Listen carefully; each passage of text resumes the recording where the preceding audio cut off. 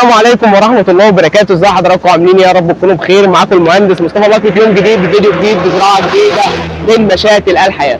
احنا النهارده بنحمل 300 نخلة برحي احجام خاصة رايحين ننزلهم عند المهندس اسلام على طريق الضبع. وزي ما حضراتكم عارفين وشفتوا في فيديوهات كتيرة قبل كده ان الاحجام الخاصة من النخيل بتاعتنا بتبقى مكونة مجموع خضري كويس برضك زي ما حضراتكم شايفين. حجم الخشب بتاعها بتبقى مكونة في متوسط 80 سم خشب، طلعها فسايل. حجم المجموع الجدري انتوا شفتوا في فيديوهات كتير قبل كده ازاي هي بتبقى مكونه مجموع جدري قوي مليب جوه القصريه.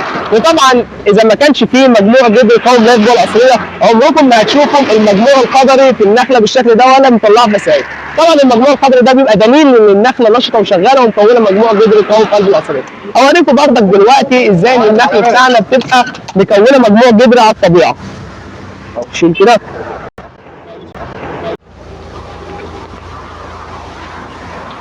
زي ما حضراتكم شايفين خلاص النخله الجدر بتاعها ضرب في قلب القصريه، عايز ارض يتحط فيها ويبدا يشتغل بالصوره الطبيعيه بتاعته. طبعا المشتل بتاعنا بيبقى موجود فيه برضك نخيل برحي ومجدول وسكري وانسجه سطحي.